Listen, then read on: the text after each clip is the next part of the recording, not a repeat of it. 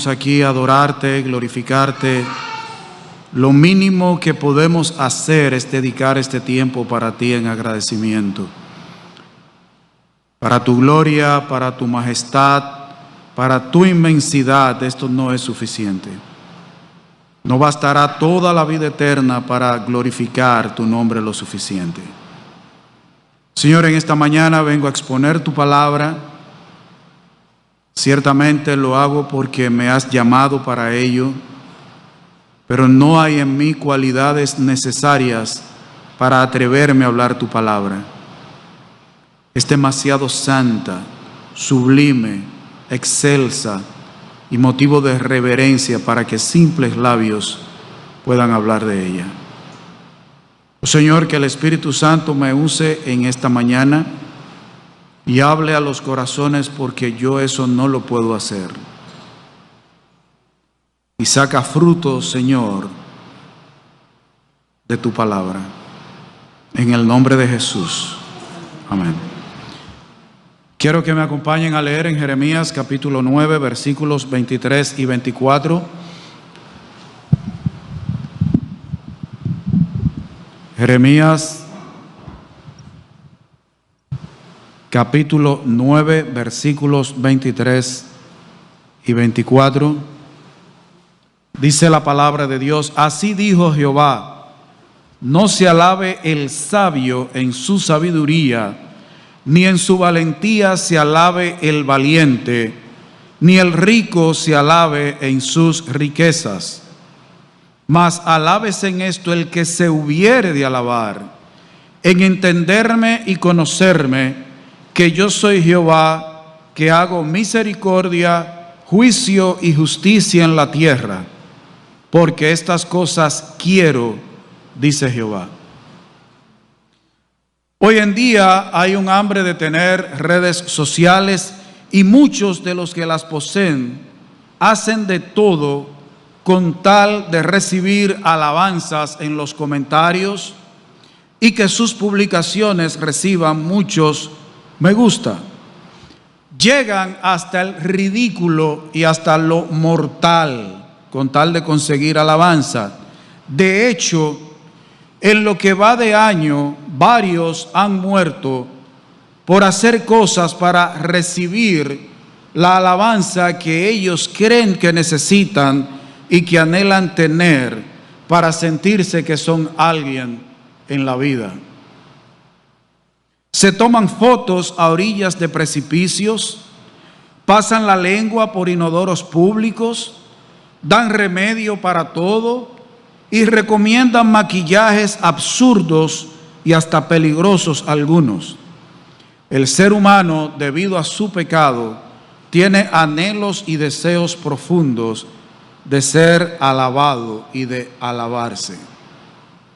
La porción de la cual quiero hablarte en esta mañana, que se encuentra aquí donde leímos en Jeremías 9, 23 y 24, habla al respecto. Y parecería que estos dos versículos son como un paréntesis en medio de todo este capítulo 9 y de hecho en medio del libro de Jeremías completo. Jeremías se lamenta por la desolación de Judá. Ha sido destruido y va camino a que sea destruido lo que queda, igual que la nación de Israel también. Dios le dice que todo ello es consecuencia de la idolatría de su pueblo, de sus engaños y falsedades. Judá e Israel eran depositarios de la palabra de Dios que existía hasta ese momento. Tenían la ley, los profetas, los salmos. Pero mientras adoraban a Dios en público, en privado se iban tras los ídolos, y algunos de sus líderes religiosos llegaban hasta el punto de que hacían el culto, sacrificaban los animales, presentaban los animales a Dios y después se iban a sus habitaciones a adorar el ejército del cielo, a Baal, a Astoret y una serie de ídolos. Ellos se ufanaban, se gloriaban se alababan al decir que Dios no iba a permitir que la nación fuera destruida, porque el Señor no iba a permitir que se destruyera el lugar en donde estaba el templo dedicado a Él. El templo está aquí, es la casa de Jehová. Él no va a permitir nunca que le pase nada a Jerusalén. Él no va a permitir que el templo sea destruido. Tenían el templo como un resguardo, como un seguro, pero no conocían a Dios. El carácter de Dios, la voluntad de Dios. Eran jactanciosos y se alababan por ser la nación que adoraba al Dios verdadero y que era cuidada por Él. De hecho, Dios dijo que era la nación llamada de su nombre. Pero ellos no conocían a Dios. Y ahí entran los versículos 23 y 24 de Jeremías capítulo 9. Y yo he titulado este mensaje, una alabanza imposible de recibir. Una alabanza imposible de recibir. Nosotros en estos versículos encontramos algunas cosas que Dios dice que no y otras que Dios dice que sí. Vamos a ver primero lo que Dios dijo que no en el versículo 23. Dice, no se alabe el sabio en su sabiduría, ni en su valentía se alabe el valiente, ni el rico se alabe en sus riquezas. Lo que estos versículos dicen lo habló, lo mandó y lo señaló el mismo Jehová. Dice, así dijo Jehová. No fue que Jeremías supuso, no fue que Jeremías se imaginó, fue Dios quien lo dijo. Y aquí nosotros en estos dos versículos encontramos una palabra que se repite mucho, alabar. Alabar. Y esta palabra alabar, y me van a permitir, no soy dado a eso, pero en el día de hoy voy a usar algunos términos en hebreo. La palabra alabar, alabarse, proviene de una palabra hebrea, halal, que significa en el original hablar elogiosamente, gloriarse, brillar, hacer espectáculo, entre otros significados. ¿Qué es lo que Dios está diciendo aquí específicamente a su pueblo a través del profeta Jeremías? Lo primero, que no se alabaran por sus cualidades intelectuales. Dice, no se alabe el sabio en su sabiduría. El que se cree sabio, ingenioso, astuto, hábil y experto, aún en sentido religioso, no haga alarde de su inteligencia, de su ciencia. No quiera hacer de ello un espectáculo. No se crean unos genios. No traten de hacerse los brillantes. Al parecer, ese era uno de los problemas del pueblo de Dios. Y de hecho, es un problema de la raza humana. La raza humana siempre ha querido hacer gala de conocimiento. Aunque esta generación parece ser la excepción. La generación en la que estamos viviendo está haciendo gala de estupidez. Pero al parecer, la nación de Israel y Judá se gloriaban en el conocimiento. Y de hecho, hubo un pueblo que se glorió del conocimiento, que eran los griegos. Los griegos hacían alarde del conocimiento. Pero Dios dice que a Él no le agrada que el sabio se alabe en su sabiduría, que haga alarde de ello, que se ufane. Pero hay otro no que aparece allí. Ni en su valentía se alabe el valiente. No alabarse por las capacidades y las hazañas del ser humano. Estas tres cosas que aparecen aquí, aunque son comunes en toda la humanidad, pero son representativas. El intelecto, las capacidades humanas y las posesiones. No alabarse por las capacidades humanas. No tratar de elogiarse por las hazañas, por la fuerza, que no quisieran mostrar lo poderosos que eran y las capacidades que tenían. Siempre al ser humano le ha llamado la atención el mostrar cuán suficiente y eficaz es. En la historia se habla de algunos que pagaban para que cantaran sus hazañas. ¿Usted sabía? Eso ha sucedido en la historia de la humanidad. Pagaban para que se compusieran poemas de sus victorias. Y Dios le dice a su pueblo: no se gloríen de su valentía. De hecho, nosotros encontramos en la palabra de Dios, cuando David mató a Goliat, hubo un cántico que le molestó a Saúl, porque se dijo que Saúl mató sus 1000 y David a sus 10,000. Cantaron 9,000 más que los de Saúl, y a él le molestó eso. Y aún en la Edad Media se contrataban personas, hombres, que cantaban alabando las victorias y las hazañas de otros. Por ejemplo, cuando se iban a enfrentar dos caballeros, ya fuera un duelo a espada o montados a caballo con unos arietes para tumbar al otro, había uno que comenzaba y a viva voz comenzaba a alabar a ese caballero, cuántos había matado, en cuántas batallas había participado. Todo eso era pagado, era contratado. En esta época los políticos hacen lo mismo. De hecho, en publicidad se gasta, yo creo que más dinero que en salud, para hablar de las hazañas, de la valentía, de las luchas. Pero Dios tiene otro no: ni el rico se alabe en sus riquezas. No alabarse por las posesiones materiales.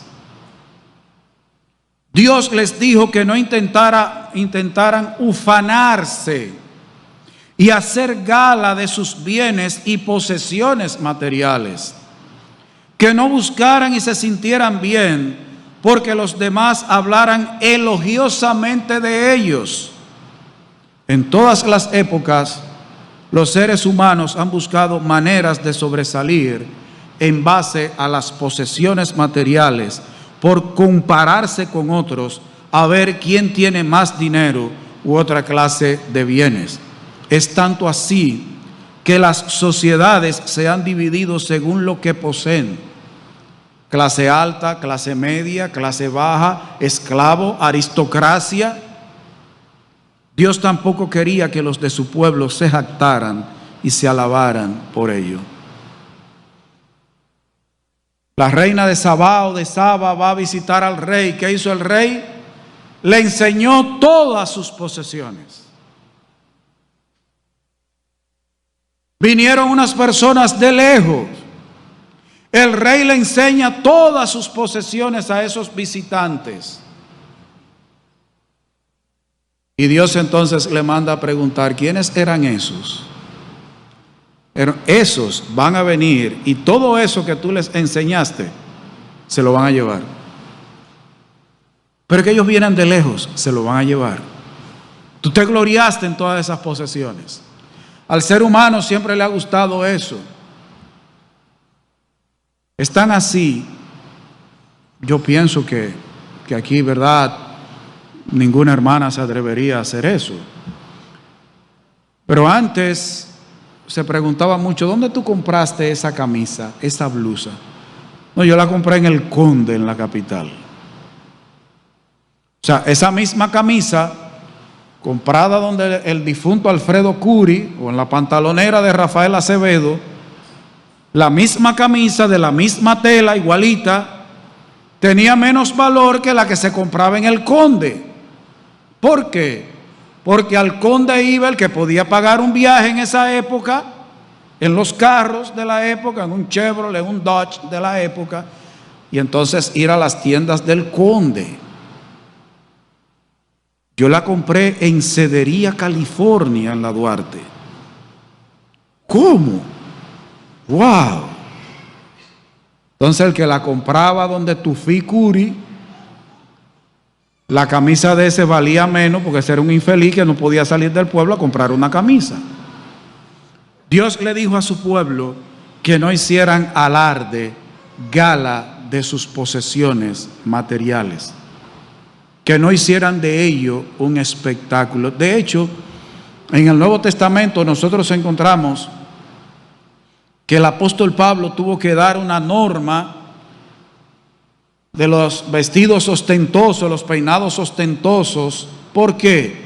Porque dice la historia que en esa época las mujeres acostumbraban a hacerse unos peinados grandes y se colgaban unas campanillas en el peinado, de tal manera que cada vez que una señora volteaba la cabeza era el tilín, tilín. Entonces, imagínese usted que nosotros hiciéramos lo mismo en medio de un culto, cada vez que Jacqueline volteara la cabeza, tilín, tilín. Entonces el apóstol Pablo dijo, no, los peinados ostentosos no. A Dios nunca le ha agradado que se alabe el sabio en su sabiduría, en su valentía se alabe el valiente, ni el rico se alabe en sus riquezas. Entonces quiere decir que es pecado ser sabio, es pecado ser valiente y es pecado ser rico. El pecado en realidad no residía en que fueran muy sabios, porque el intelecto, la capacidad la ha dado Dios. El problema no es que fueran muy valientes, o quizás en que tuvieran riquezas, dependiendo de dónde provenían las riquezas. El verdadero pecado residía en que se enorgullecían de ello, se alababan a sí mismos, se ufanaban de ello, hacían un espectáculo de lo que eran y de lo que tenían. Ahí es que está el problema. No es en ser sabio, no es en ser valiente, no es en poseer. El pecado está en gloriarse de esas cosas, en querer brillar por esas cosas. Hubo un político dominicano que él dijo que era un astro que brillaba con luz propia. Y aquí, lo único que yo conozco que es un astro que brilla con luz propia son las lunas de los planetas. La luna es un astro, bueno, no, el sol, ni siquiera la luna, el sol tiene luz propia, ni siquiera la luna. A menos que él fuera el sol del país, él no brillaba con luz propia. Pero hay gente que son así, le dicen fulano es una luz, es una lumbrera. A Dios no le agrada eso. Ahora, ¿qué dice el versículo 24? Lo que Dios sí quiere. Y por eso el mensaje se titula Una alabanza imposible de recibir. Y vamos a ver por qué. Dice, mas alábese en esto el que se hubiere de alabar. Si alguno en algún momento está pensando en alabarse, se alaba en entenderme y conocerme, que yo soy Jehová, que hago misericordia, juicio y justicia en la tierra, porque estas cosas quiero, dice Jehová. Lo que Dios dice que sí. Jehová ahora dice a Jeremías, y por medio de Jeremías, que si alguno en alguna ocasión se va a alabar, que lo haga en estas cosas. Alabarse por entenderlo y conocerlo. Y la palabra entender viene de la palabra hebrea sakal, que significa prestar atención, ponderar, mirar, reflexionar. Dios le estaba diciendo a su nación que en lugar de jactarse y de alabarse por asuntos de este mundo, lo correcto era que ellos lo miraran atentamente, estuvieran meditando y reflexionando en Él, en su persona, y se alabaran de eso. El inmutable Dios quiere que lo miren a Él todos los términos de la tierra, que dice Isaías 45:22. Mirad a mí y sed salvos todos los términos de la tierra, que lo miren a Él. Y Él estaba diciendo, ustedes quieren alabarse de algo, alábense de que ustedes me miran, de que ustedes reflexionan, ustedes meditan en mí. Ahora, yo les pregunto, ¿hay alguien que pueda alabarse a sí mismo de que él medita y mira a Dios como debe ser mirado y meditado? No, no hay nadie que lo haga. Nosotros vivimos quitando nuestra atención de Dios. Y la nación de Israel Judá e Israel fueron destruidos precisamente por eso, porque aunque eran pueblo de Dios, no tomaban en cuenta a Dios. Solo buscaban a Dios cuando eran invadidos por los filisteos, cuando eran invadidos por naciones extrañas. Entonces buscaban a Dios. Pero pasaba el peligro, se olvidaban de Dios. No hay ningún ser humano que se pueda alabar a sí mismo de que reflexiona lo suficiente en Dios, de que mira a Dios lo necesario, como a Él le agrada, que escudriña a Dios, porque Dios no puede ser escudriñado.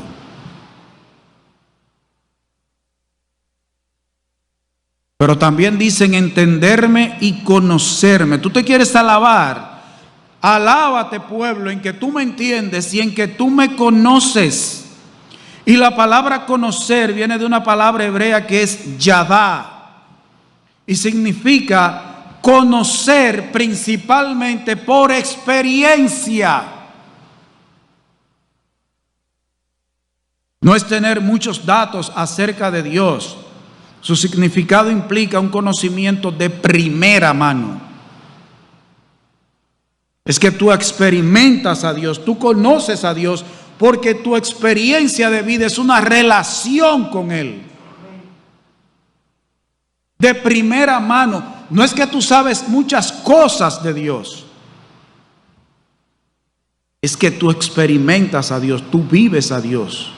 Tú tienes una relación íntima y estrecha con Él. Eso es lo que significa esa palabra conocer en este versículo. No es que me dijeron. Esta palabra se relaciona mucho con la alabanza y la adoración a Dios. De hecho, esta palabra yadá es una palabra que se usa mucho en el Antiguo Testamento cuando se habla de adorar y alabar a Dios, porque que se le conoce. Tú no puedes alabar las cualidades de alguien que tú no conoces porque te dijeron. Imagínense, si a mí me piden cuentas de Blanca, yo digo, no, esa es una mujer de su casa, una mujer seria, trabajadora, una mujer que no me deja salir sucio a la calle ni estrujado. Pero si le preguntan a Cheito, él dice, bueno, el hermano Amado dice, a mí me dicen que la hermana Blanca, lo que yo conozco de ella. Ese es el caso de Dios. Alábate de que tú me conoces, porque tú tienes una relación de primera mano conmigo. Si tú quieres alábate, gloríate de eso, de que tú me entiendes y me conoces. Ahora, ¿podemos nosotros alabarnos porque nos relacionamos con Dios como nos debemos relacionar? No. Ninguno de nosotros se relaciona con Dios como debe relacionarse. De hecho, cuando estamos orando, a veces tenemos que pedirle perdón a Dios porque estamos hablando con Él en oración y cuando viene a ver, la mente de nosotros está en otro sitio. A veces estamos leyendo la Biblia, quizás con el deseo sincero de ver qué Dios nos muestra de Él, de su carácter, de su persona en su palabra. Y yo se lo digo por mí. En mi devocional yo he estado leyendo y termino un capítulo y he tenido que devolverme 3 versículos. Porque esos 3 versículos los leí de manera automática. De hecho, yo he estado predicando y predicando, mi mente se ha ido lejos y he tenido que volver a la predicación y decirle, perdóname Señor, porque mi mente, usted no lo cree, pero hablando a veces uno está cavilando otra cosa. Realmente ninguno de nosotros tiene esa relación con Dios. De hecho, hay momentos que esa relación sufre estragos. Y eso es con nosotros. La nación de Israel no llegaba ahí.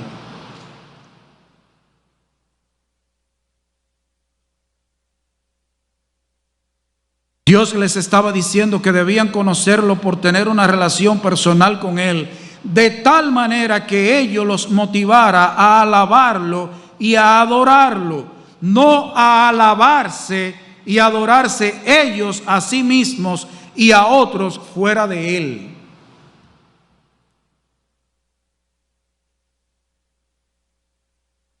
Pero él está diciendo más: alábese en esto el que se hubiere de alabar, en entenderme y conocerme, que yo soy Jehová.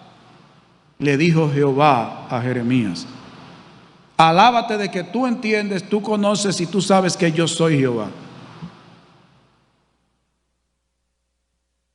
Alábense de que ustedes me conocen y saben que yo soy el Eterno, el que tiene existencia por sí mismo, que nadie me ha creado, al contrario, yo soy el creador y el dador de la vida.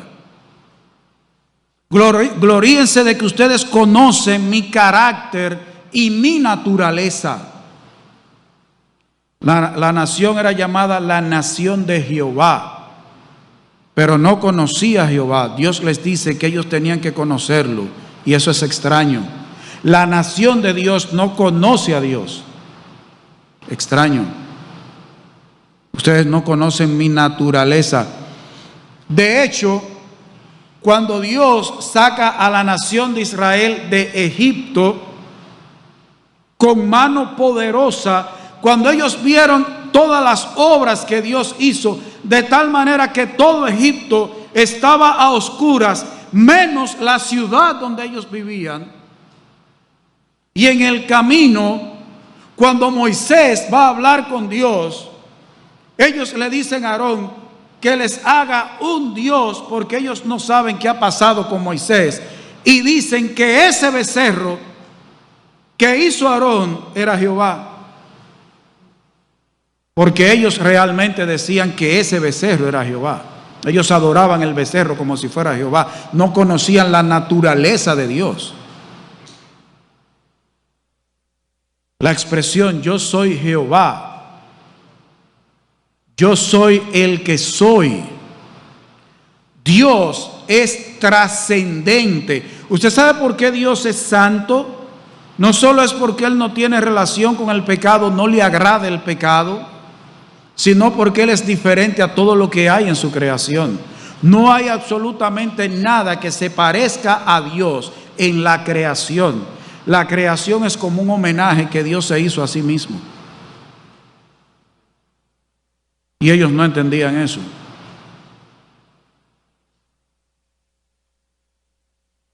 Pero sigue diciendo que yo soy Jehová, que hago misericordia, juicio y justicia en la tierra. ¿Ustedes quieren alabarse? En lugar de estarse alabando de que saben mucho, de que son muy guapos, muy valientes, de lo que tienen, alábense de que me entienden, de que me conocen. Ustedes saben que yo soy Jehová, pero también que hago misericordia, juicio y justicia. Alábense de que ustedes conocen mi voluntad y mi carácter. Dios les dice que se alaben por conocer tres cosas que Él quiere. Son tres cosas que le agradan, en las que se deleita, a las que Él tiene su corazón inclinado. Tres cosas que son parte de su accionar y parte de su voluntad. La primera, hace misericordia. Ustedes quieren alabarse, alábense de que entienden que yo hago misericordia. La palabra misericordia proviene de la palabra hebrea hesed. Esa palabra tiene significado de bondad, amor constante, gracia, fidelidad. La misericordia de Dios es la amorosa amabilidad, ternura y compasión de Dios, incluso hacia la más miserable y lastimosa de sus criaturas. Es una manifestación del amor de Dios. Dice, conozcan, alábense de que ustedes conocen que yo soy misericordioso, que yo hago misericordia. Les hice y les hago misericordia. Dios deseaba que su pueblo entendiera que Él es misericordioso, que es parte de su carácter ser así. Eso les ayudaría a entender el obrar de Jehová hacia ellos y los haría más humildes en su trato para con Él y para con los demás seres humanos. Usted sabe cuál era una característica de los judíos: que aborrecían a los demás. Para los demás, para los judíos, los demás eran basura. Y los judíos tenían que entender que la manera en que Dios obraba hacia la nación era por su misericordia. No porque ellos fueran, de hecho, ellos no eran nada, Él fue que los hizo. Por eso el Nuevo Testamento dice: un mandamiento nuevo os doy. No aparece en el Antiguo Testamento, sí, pero ellos no lo conocían. No lo conocían. De hecho, la principal religión de Israel, lo que vivía era de alabarse ellos mismos. Y se entiendan que yo hago misericordia. Por eso yo no los he destruido. Por eso yo todavía dejo, cada vez que los invaden, yo dejo un remanente y no ha desaparecido la nación.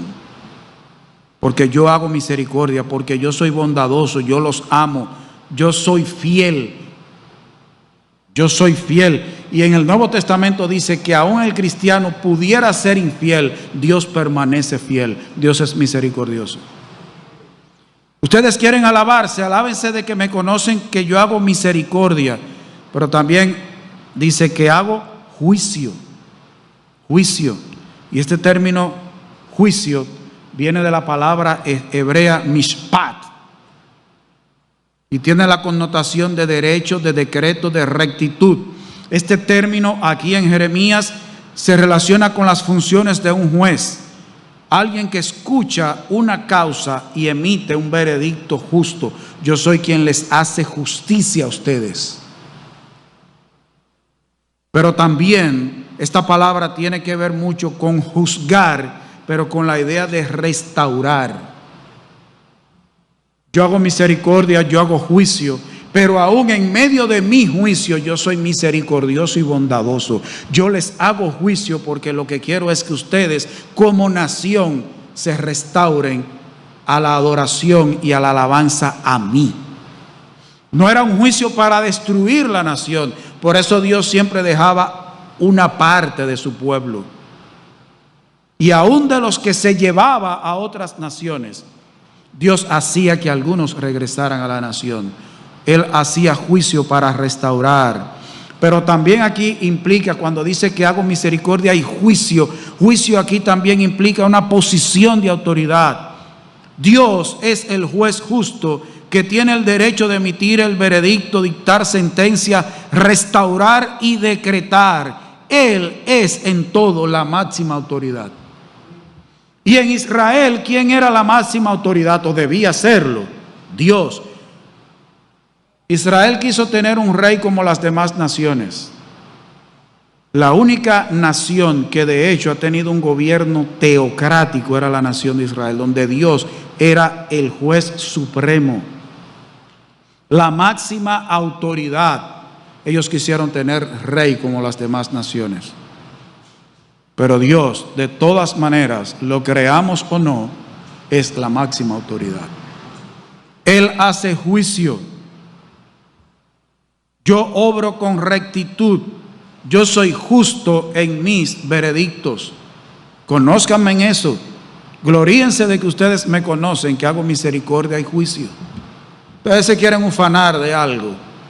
Ustedes quieren brillar, atento a lo que son y tienen. Brillen porque me entienden, me conocen, saben que yo soy Jehová, que hago misericordia, juicio. ¿Y qué más dice? Y justicia. Conozcan mi carácter, mi naturaleza. La justicia de Dios no solo es algo que Él hace, es parte de quien Él es, de su naturaleza. Y la palabra justicia proviene de la palabra hebrea sedaká. Son palabras extrañas, ¿verdad? La pronunciación. Y significa lo que es correcto, lo justo, lo que toda persona debería hacer. ¿Qué es lo que le está diciendo Dios? Yo hago justicia, yo hago siempre lo que es correcto. Justicia viene de justo, justicia se relaciona con santo. Dios hace siempre lo que se debe hacer, lo que es bueno hacer. Esa expresión también es usada por los judíos para hablar de justicia social, dar al otro, ayudar al otro, hacer lo que es bueno para el otro, bendecir al otro. Yo soy quien les hace justicia, yo soy quien les hace lo bueno a ustedes. Ustedes se quieren gloriar, alabar, alábense de eso.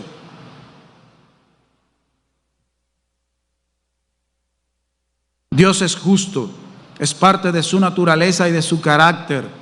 Él siempre hace lo que es bueno, piensa lo que es bueno, desea lo que es bueno, habla lo que es bueno y le agrada lo que es bueno. Usted quiere alabarse de algo, alábese de que conoce a Dios, de que entiende a Dios, de que sabe quién Él es, conoce su naturaleza, su carácter. Y de eso ninguno de nosotros puede alabarse. Ninguno de nosotros. Note que Dios le dijo a Jeremías que esas cosas Él quiere. Como dice al final, porque estas cosas quiero, dice Jehová, que en ellas se complace, que Él las ama, las aprueba, son su voluntad y está inclinado a hacer esas cosas. Era importante saber eso. Si Israel y Judá querían agradar a Dios, ya sabían lo que tenían que hacer. No se alaben en su sabiduría, no se alaben en su valentía, no se alaben en su riqueza. Alábese de que usted me entiende, de que usted me conoce, sabe que yo soy Jehová, que yo hago misericordia, juicio y justicia. Conózcame personalmente, conózcame de primera mano, conozca mi carácter, conozca mi naturaleza. Eso es lo que Dios está diciendo en esos dos versículos a Israel y a Judá a través de Jeremías. Ahora, ¿qué aplicación tiene eso para nosotros? Porque nosotros ni somos israelitas ni somos judíos. Todo lo que nosotros encontramos en el Antiguo Testamento tiene algún principio que nosotros debemos sacar de allí para aplicar a nuestra vida, porque todo lo que se escribió antes fue ¿para qué? Para nuestra enseñanza. Al igual que en los tiempos de Jeremías, hoy la gente se alaba y se idolatra por su intelecto, por sus capacidades físicas y por sus posesiones. Eso incluye a muchos que se llaman o son llamados cristianos. El cantante cristiano Koalo Zamorano reconoció que sus himnos son hechos en parte porque desea ganar premios. Él lo declaró en un video que subió a su red social y él dijo sentirse mal por ello, porque él compone y canta porque quiere ganarse un Emmy o un Grammy. Y él reconoció que la mayoría de los cantantes cristianos están grabando sus himnos porque quieren recibir premios. De hecho, el cantante Danilo Montero, recibiendo una estatuilla, le dio gracias a todo el mundo menos a Dios. Óigame, le agradeció a su manager, al que inventó eso, al que hizo que metieran el premio entre los Emmy, los Grammy, menos a Dios. Pero Verdugo, ¿y la vida que tú tienes, quién te la dio? Y la garganta que tú tienes, las cuerdas vocales que tú tienes, ¿quién te la dio? ¿Quién es que hace que tú entones así? Es Dios.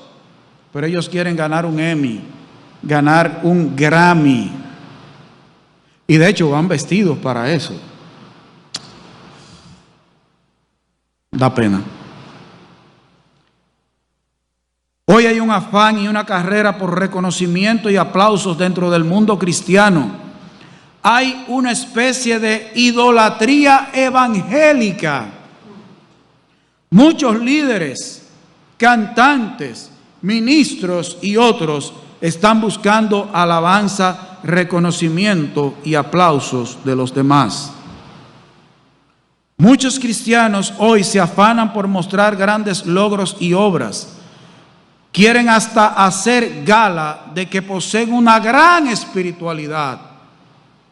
¿Usted sabía que hay gente que afecta humildad y culto a los ángeles y tienen apariencia de piedad? Ellos quieren aparentar que son piadosos para ser alabados por los demás.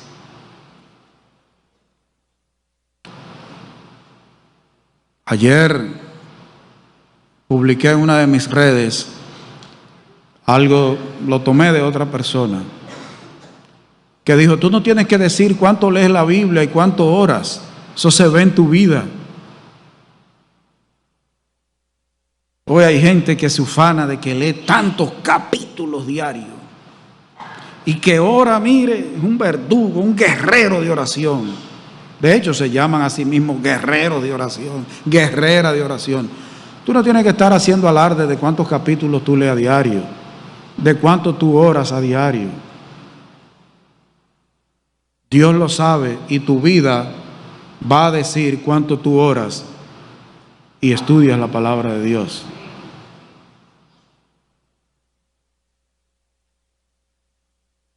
Vemos muchos que publican sus notas escolares en las redes sociales para la gloria de Dios, pero no las publican cuando son bajas. Vemos hermanos haciendo gala de sus logros en el gimnasio y hasta publican fotos con ropa poco apropiada y decorosa. Hay los otros que publican todo lo que compran para alegría de los ladrones. Es igual que en Jeremías 9, 23 y 24. Se alaban por su sabiduría, por su fuerza y por sus riquezas. Hay mucha gente en las iglesias que no conoce a Dios en verdad. Se nota por la forma tan liviana como tratan el pecado, el propio y el de otros. Se ve también por la forma tan ligera como hablan de Dios, como hablan la palabra de Dios, en su trato para con la iglesia, hasta el punto de ser capaces de manipular a la iglesia. Su irreverencia muestra que no conocen a Dios, como se muestra en la persona de Cristo y en su palabra escrita, la Biblia. Hoy, al igual que en la época de Jeremías, Dios desea que se le entienda, que se le conozca, que Él es Jehová, que hace misericordia, juicio y justicia. Alguien dijo que nosotros los cristianos, los evangélicos, debemos predicarnos el evangelio todos los días, no porque lo necesitemos para salvación, sino para recordar de dónde nos sacó Dios. Y que necesitamos recordarnos el evangelio todos los días, porque lo olvidamos todos los días. El apóstol Pablo entendió que hay que conocer a Dios. Él, inspirado por el Espíritu Santo, lo dijo en Filipenses 3, donde tuvimos la lectura.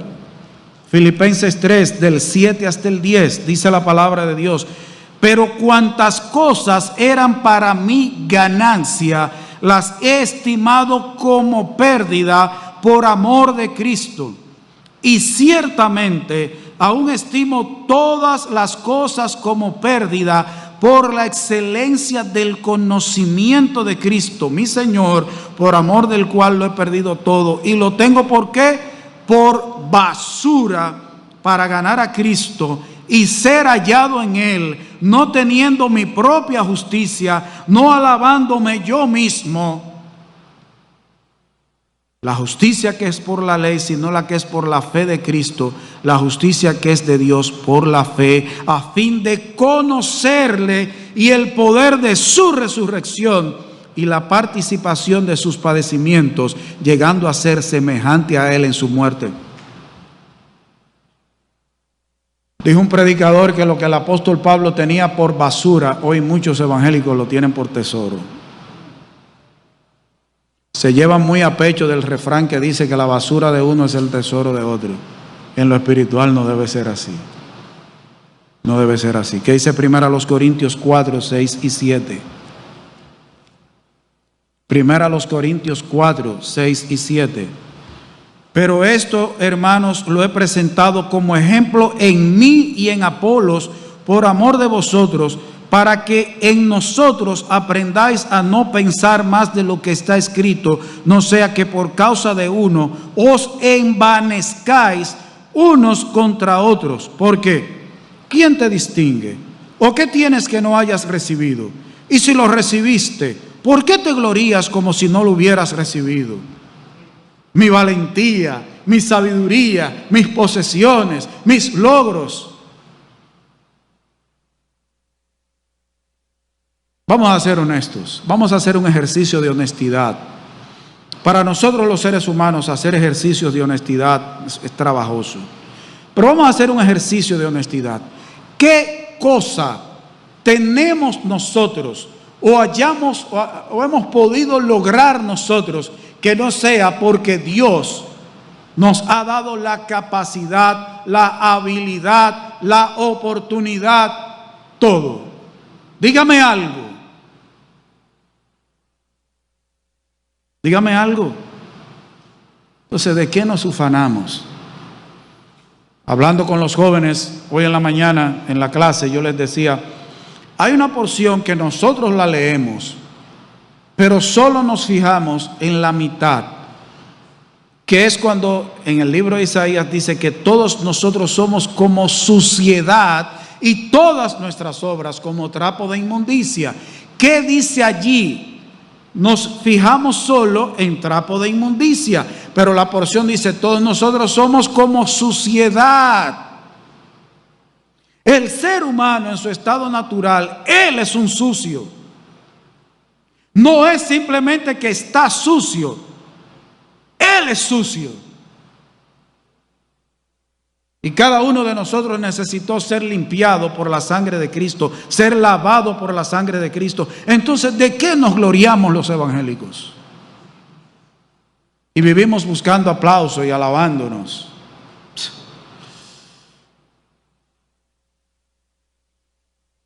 Otra pregunta, esto es una pregunta capciosa, simplemente para meditación. En el milenio y la eternidad, en el cielo nuevo y en la tierra nueva, ¿de qué va a servir todo eso? De nada.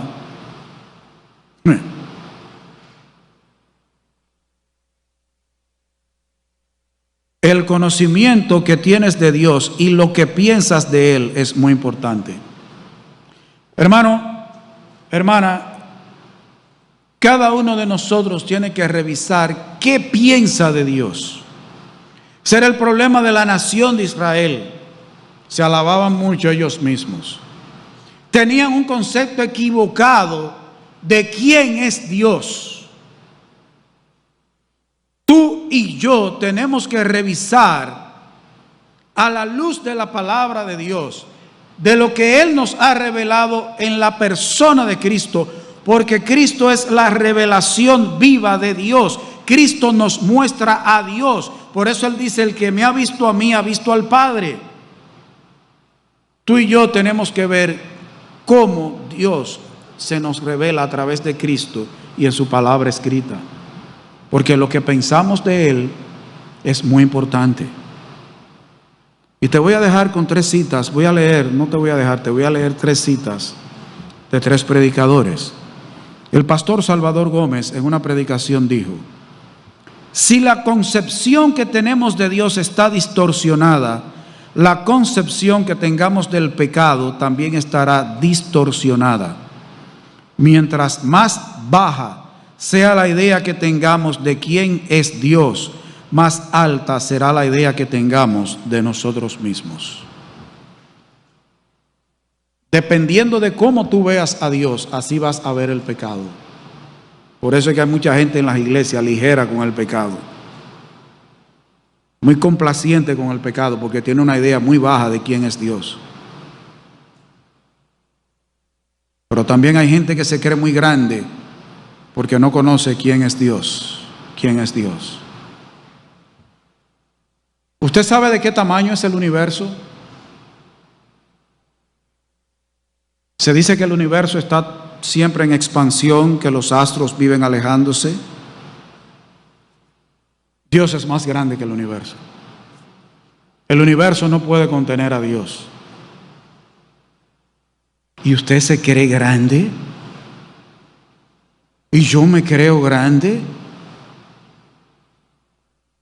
Hermano, pero Nosotros en el universo no somos ni polvo.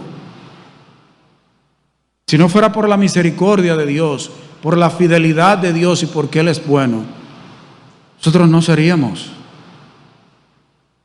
Hay seres superiores a nosotros. Él estaría tranquilo con los ángeles.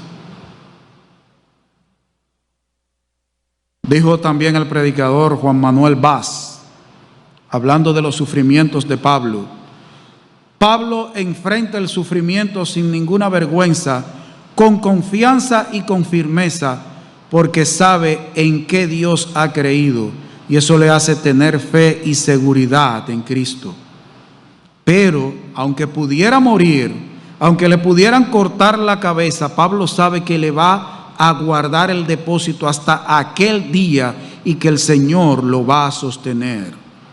Pablo sabe que no solo que Dios le va a sostener, sino que Dios lo va a mantener firme hasta el final, y que al final le espera la gloria eterna. Ahora, yo les pregunto, es importante con el entendimiento que tú y yo tengamos de Dios, de su carácter, de su persona, de su naturaleza, va a determinar también cómo enfrentemos las situaciones de la vida. Yo publiqué en estos días, porque después de viejo me ha dado por tener un podcast, y publiqué algo porque yo veo a diario en las redes sociales líderes cristianos que cada vez que un gobierno promulga una ley están con el grito al cielo, llamando a cacerolazos, llamando a ir a una plaza. Están perdidos. Y viven hablando de todos los gobiernos en las redes sociales y con una quejadera. Tú no sabes en quién has creído. El que sabe en qué Dios ha creído no tiene que estar todo el tiempo con esa quejadera y poniendo el grito. Eso es lo normal que le sucede a los evangélicos, que sean perseguidos, que se creen leyes en su contra. Eso es lo normal. Pablo sabía en quién había creído y las consecuencias de haber creído en ese quién. Y eso nos ayuda a enfrentar las situaciones de la vida diaria.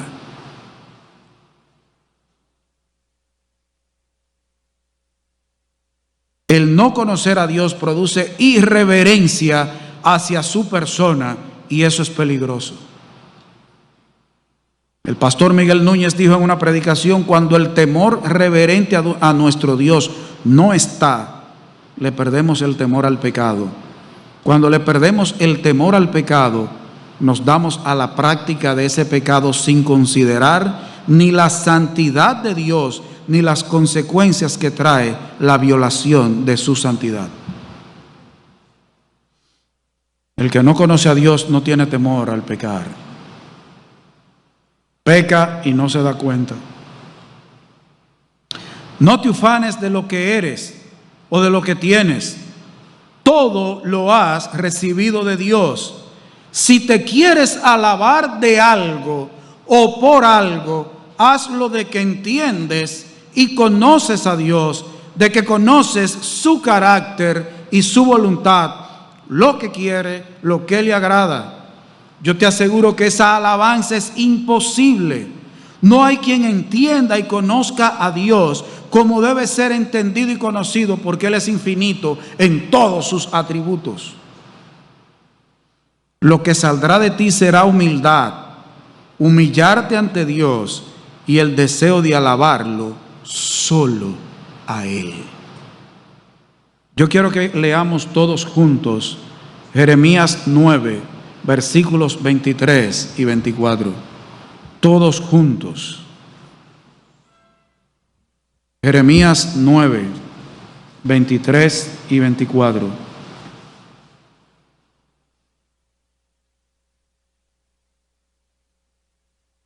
Dice la palabra de Dios, todos juntos. Así dijo Jehová: no se alabe el sabio en su sabiduría, ni en su valentía se alabe el valiente, ni el rico se alabe en sus riquezas.